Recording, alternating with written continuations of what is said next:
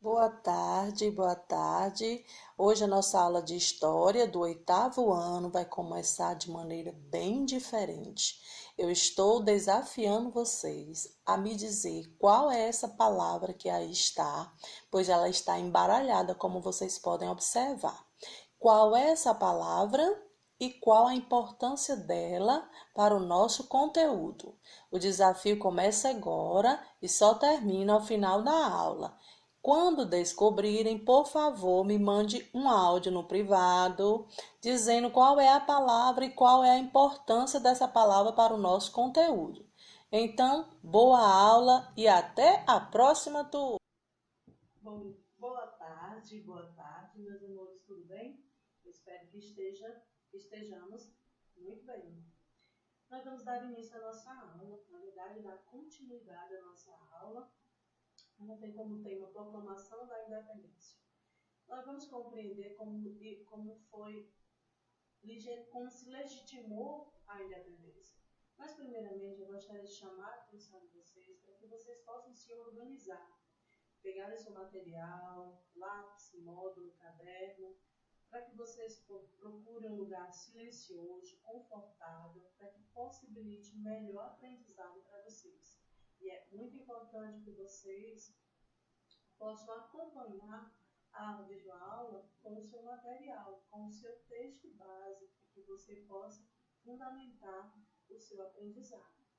Vamos iniciar? Proclamação da Independência. Como isso aconteceu? Ao declarar sua permanência no Brasil em 1822, Dom Pedro passou a tomar uma série de decisões que demonstravam autonomia diante dos interesses de Portugal. Ele começou a tomar as decisões a se tornar independente dos interesses de Portugal. Nós vamos ver que isso fez com que Dom Pedro não fosse, ou seu governo, não fosse bem quisto pela maioria da população. Mas nós vamos conhecer como se deu esse processo. A proclamação, como eu falei. Então, ele começou a expulsar do país militares que não aceitaram suas ordens, que não comungavam das suas ideias de seu governo. Criou um novo ministério liderado por José Bonifácio e decidiu convocar uma Assembleia Constituinte para realizar alteração na legislação do país. Ou seja, Dom Pedro começou a fazer o seu governo, a primeira coisa que ele afirmou foi a sua autonomia em relação aos interesses de Portugal. Posteriormente, observando que havia dentro do seu governo pessoas que não comungavam com as mesmas ideias que ele. Então ele começou pelos militares, começou a expulsar essas pessoas do país. Criou um novo ministério, liderado por José Bonifácio, e posteriormente ele convocou uma Assembleia Constituinte, olha só, para fazer alterações na legislação do país. Já havia um documento onde o governo fazia uso disso para legitimar o seu governo. Então, Dom Pedro convocou uma Assembleia Constituinte para fazer as alterações que adequasse o seu governo. No mês de setembro, as autoridades portuguesas enviaram cartas a Dom Pedro reprimindo por suas ações e solicitando seu retorno imediato ao país. Portugal estava insatisfeito com a independência de Dom Pedro, ou seja, com a autonomia do governo de Dom Pedro em relação a Portugal. Então, em setembro, as autoridades portuguesas começaram a enviar cartas pedindo a Dom Pedro que retornasse ao país, chamando a atenção dele, como, por exemplo, entre aspas, você não pode governar sem que esteja atrelado a Portugal. Isso fez com que as autoridades portuguesas o reprimissem, chamassem atenção. Mesmo assim, Dom Pedro decidiu ficar não aceitando as determinações de Portugal e declarou oficialmente a independência do Brasil em 7 de setembro de 1822. É importante que vocês acompanhem a leitura que tem no módulo de vocês, o texto. a seguir. Alcançado em 7 de setembro de 1822, às margens do riacho do Ipiranga, Dom Pedro proferiu o chamado Grito do Ipiranga, formalizando a independência do Brasil. Em 1º de dezembro, com apenas 24 anos, o príncipe regente era o coroado imperador, recebendo o título de Dom Pedro I. O Brasil se tornava independente, com a manutenção da forma monárquica de governo, mas ainda o novo país teria no trono um rei português. Este último fato criava uma situação estranha, porque uma figura originária da metrópole assumia o comando do novo país. E essa condição de ainda monarquia e ainda no trono alguém da família real, alguém que representava Portugal, se tornou uma situação incipiente, uma situação inusitada para alguns naquele momento. Então vamos lá. As guerras de independência. A decisão de Dom Pedro de ficar no país, como ele fez, proclamar a independência, não agradou Portugal e fez com que, em alguns lugares, houvesse guerra para que essa independência fosse legitimada. Os portugueses não aceitaram facilmente a independência do Brasil e executaram fortes resistências militares ao novo governo instituído por Dom Pedro I. Esses conflitos, que ocorreram entre 1822 e 1823, ficaram conhecidos como guerras de independência. Ou seja, passou-se um ano havendo essas guerras, esses conflitos, onde eles foram delimitados em alguns territórios do Brasil. Onde ocorreu esses embates, esses conflitos? Bahia, Maranhão, Piauí e Grã-Pará. Tropas portuguesas enfrentaram forças em defesa da independência que ainda estava sendo configurada, ou seja, que ainda estava sendo legitimada.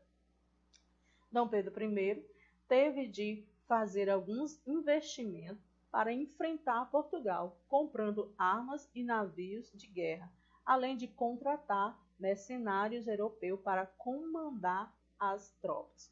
Ou seja, o país ainda é muito incipiente em relação ao exército.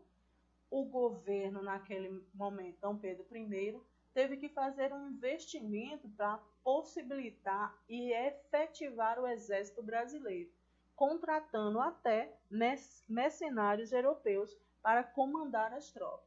Havia um povo que buscava essa independência, mas esse povo não sabia ainda como fazer isso e ainda como lutar, legitimar aquela independência.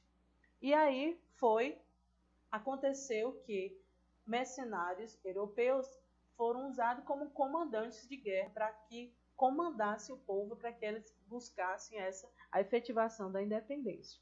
Na Bahia, os portugueses efetivaram uma forte resistência à independência. Em 1822, antes mesmo da oficialização de Dom Pedro I, o general Madeira de Melo foi enviado à região baiana para exercer controle sobre a província. Ou seja, muito antes de que acontecesse a independência, ele já estava lá para comandar, para controlar aquela região. Sua nomeação, porém, gerou muita insatisfação entre a elite, a população e os militares. Nesse contexto, tropas portuguesas do Rio de Janeiro, que haviam sido expulsas, se encaminharam e se aliaram aos portugueses que estavam em Salvador. Em 1823, as tropas de Portugal ainda lutavam contra as recém-formadas tropas de Dom Pedro I, recém e inexperiente também. No dia 2 de julho daquele mesmo ano, após desgastantes combates, os portugueses foram sitiados e ficaram sem recurso. Nessa data, eles abandonaram a província baiana, o que fez com que aqueles conflitos ou aqueles debates tomassem uma nova configuração. Portugueses tinham sido sitiados, ou seja, eles estavam cercados e foram obrigados a perder, a sair da guerra, a sair da luta naquele momento, mesmo com o exército tão incipiente. Os modelos de governo nos países independentes. E aqui vamos conhecer algum desses modelos. Por exemplo, os movimentos de independência que ocorreram no continente americano, eles tinham a sua especificidade. Em cada um desses territórios que vamos falar, eles adquiriram características próprias. E no Brasil foi um tanto quanto diferente dos outros. Então vamos conhecer. Em alguns tiveram a participação do povo, como é o caso do Haiti. O povo participou desse processo de independência. O povo foi à luta, o povo tinha consciência, ou pressupunha-se que ele tinha consciência do que realmente estava acontecendo. Como no Haiti. Outros foram liderados pela elite crioula, como no caso da Argentina e da Venezuela. No Brasil, foi um membro da família real que oficializou a independência. Lembra da situação inusitada que eu falei anteriormente? Ora, o país se torna independente, mas ainda é um representante de Portugal que governa, e ainda sob a forma de governo monarquia. Era uma situação um tanto quanto incipiente naquele momento, um tanto quanto inusitada naquele momento. Além disso, México, Chile e Colômbia aboliram a escravidão durante os processos de independência, enquanto que no Brasil só viria a acabar com o regime escravista oficialmente no final do século XIX.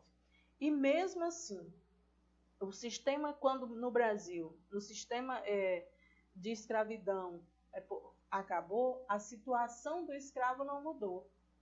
Infelizmente, a situação do escravo não mudou ainda quando ele era escravo. Se tornar livre naquele momento não foi algo que marcou a vida dos escravos brasileiros.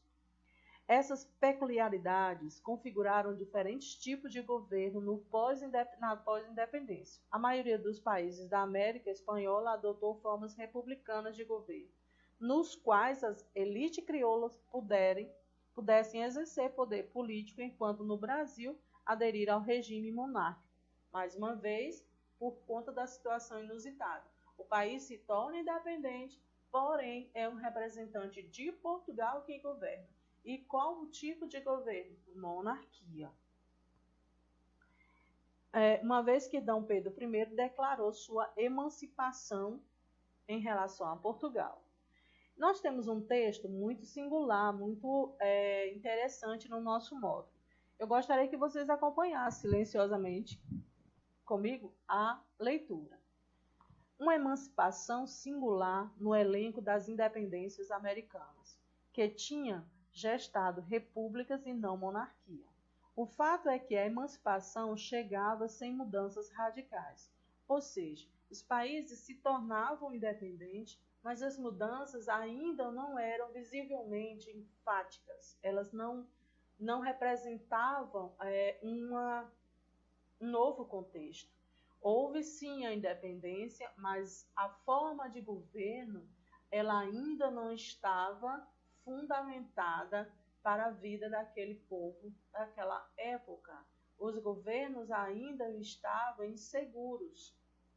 E por conta disso, muitas coisas aconteceram naquele momento. Mesmo assim, o 7 de setembro representava um momento simbólico destacado de um longo processo de ruptura iniciado até antes da vinda da corte e que levou ao fim e ao cabo a uma solução monárquica implantada bem no meio das Américas, cercada de república por todos os lados. O Brasil colocaria no centro do poder um rei, ou melhor, um imperador, para o espanto e desconfiança dos vizinhos latino-americanos. O evento é expressivo, é uma expressão visível de uma série de tensões e arranjos que se colocavam à crise do sistema colonial e do absolutismo, tão característico do fim do período moderno. Era todo o mercantilismo que se desintegrava, e com ele as bases do colonialismo mercantilista. Então, esse é o nosso texto que está no nosso módulo. e ele vai nos dar um maior conhecimento das formas de governo que esses países adotaram, como o próprio texto da situação inusitada do Brasil. Enquanto os outros se tornaram república, o Brasil se torna uma monarquia, tendo como rei, como imperador, um representante de Portugal, Dom Pedro I. E como havia falado, as situações e os acontecimentos posteriormente à independência também foram específicos do tipo de governo pelo qual o Brasil iniciou a sua independência.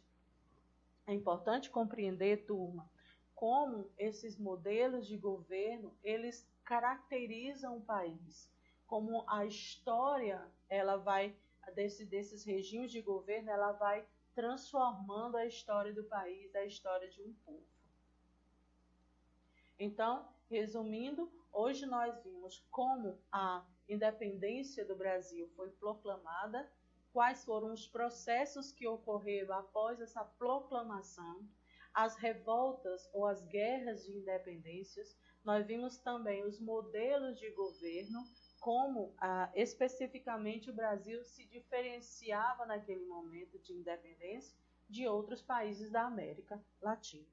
Que tenhamos uma boa tarde, possamos fazer as nossas atividades com êxito e até a próxima, turma.